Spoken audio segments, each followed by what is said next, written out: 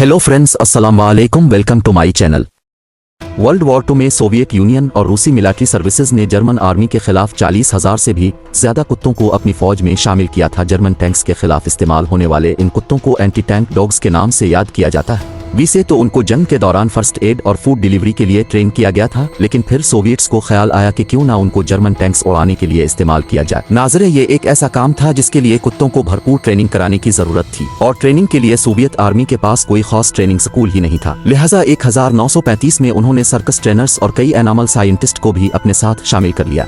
यह ये था कि एक बम को कुत्ते पर बांध कर दुश्मन की टैंक्स के पास भेजा जाएगा। वहां पहुंचने पर कुत्ता एक लीवर को अपने दांतों से खींचेगा तो बूम वहीं गिर जाएगा और फिर कुत्ता वापस अपने ट्रेनर के पास आ जाएगा। इसके बाद इस बूम को टाइमर या फिर रिमोट कंट्रोल के जरिए फाड़ दिया जाएगा। अगर ट्रेन जर्मन शेफर्ड की बात की जाए तो ये काम उनके लिए कोई मुश्किल नहीं था। कुत्तों के एक ग्रुप को ट्रेनिंग दी गई, लेकिन 6 मानोहे की ट्रेनिंग के बाद भी कोई भी कुत्ता इस टास्क में महारत हासिल न कर सका। उसकी वजह ये थी कि उनको एक खड़ी हुई टैंक पर ट्रेनिंग दी जा रही थी, और जब टेस्टिंग के तौर पे इनको नई लोकेशन पे और चलती हुई टैंक पे टास्क दिया गया तो कुत्ते कंफ्यूज हो जाते थे कि बूम को कहाँ गिराना है, और इस बात के काफी चांसेस थे कि मैदान जंग में कुत्ते ये बूम वापस अपने ट्रेनर के पास लेकर आएंगे। सिर्फ इतना ही नहीं, अगर उनमें टाइमर बम होगा तो वो वापस आकर उल्टा सोवियट्स के बीच में ही आकर फट सकते। इस मसले से निपटने के लिए एक नया आइडिया अपनाया गया। इस बार कुत्तों पे ऐसे बम लगाए गए जो किसी भी चीज से टच होते ही फट जाएंगे। जाहिर है इसमें कुत्ता भी मारा जाएगा। इस नए आइडिया को हकीकत में बदलने के लिए पहले कुत्तों को भूखा रखा जाता था और उनको ट्रेनिंग दी जाती थी कि टैंक के नीचे उनका खाना लटका हुआ है। जैसे ही कुत्ते टैंक के नीचे कूदेंगे, टैंक पे प्रेशर पड़ेगा और वो कुत्ता समत फट जाएगा। इस बार सोवियत ने कुत्तों को असली वाली ट्रेनिंग देना शुरू कर दी, जिसमें चलती हुई टैंक के नीचे कूदना और गनशॉट्स और धमाकों की आवाजों से भी उनको यूज टू किया जाता था।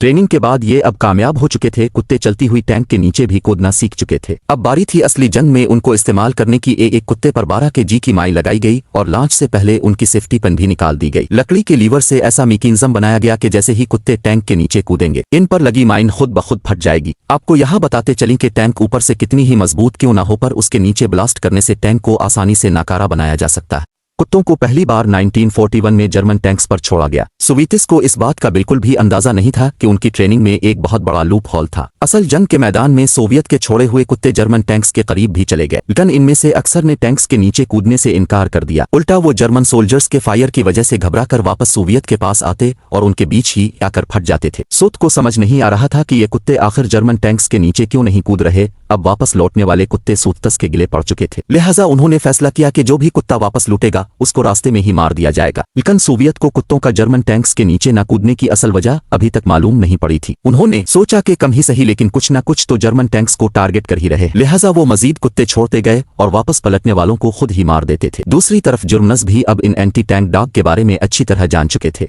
वो अपनी तरफ बढ़ने वाले किसी भी कुत्ते को वही मार देते थे। लॉन्च किए गए कुत्ते या तो जर्मन टैंक्स के नीचे फट जाते थे या उनको पहुंचने से पहले ही मार दिया जाता, और बचे हुए कुत्ते जो वापस आते उनको सोवियत मार देते थे। इतिहास का शायद ही वो वाकया था जिसमें सबसे ज्यादा कुत्तों का कत्ल आम हुआ था। बाद में मालूम पड़ा कि कुत्तों को सोवियत ने जिन टैंक्स के नीचे कूदने की ट्रेनिंग दी थी, इनमें डीजल इंजन लगा हुआ था। जर्मन की टैंक्स पेट्रोल पे चलती थी। कुत्ते जो कि डीजल की समीर के आदी थे, जब उनको जर्मन टैंक्स पर भेजा गया तो उनकी समीर कुत्तों के लिए बहुत अलग थी। जब तक सोवियत को ये असल वजह मालूम पड़ी तब तक बहुत देर हो चुकी थी। हजारों ट्रेनर कुत्तों को अपने सामने मरते देखकर पहले ही अपनी जाब छोड़ चुके थे। यही वजह थी कि सोवियत का ये आइडिया बुरी तरह से फ्लॉप हो चुका था और 1942 के बाद ट्रेनिंग स्कूल्स बंद कर दिए गए। पर इसके बाद यही आइडिया 1943 में जापानीज इंपीरियल आर्मी ने अमेरिका के खिलाफ भी अपनाया था। उनकी देखा देखी अमेरिका ने भी कुत्तों की ट्रेनिंग शुरू कर दी। इन कुत्तों को अमेरिका ने वुल्फ्स का नाम दिया था। भिम्बर कुत्ते जापानीज बनकर में जाते और फट जाते, लेकिन यूएसए को भी सेम मसले का सामना था कि अक्सर कुत्ते बनकर में जाने के बजाय वापस लौट आते थे। अगली कई महीनों तक कुत्तों के वापस लौटने का कोई खास सलूशन न निकल सका। लिहाजा 70 दिसंबर 1943 को अमेरिका ने भी हार मानी और सेफ्टी की वजह से डेमोलिशन विल्स प्रोग्राम टर्मिनेट कर दिया।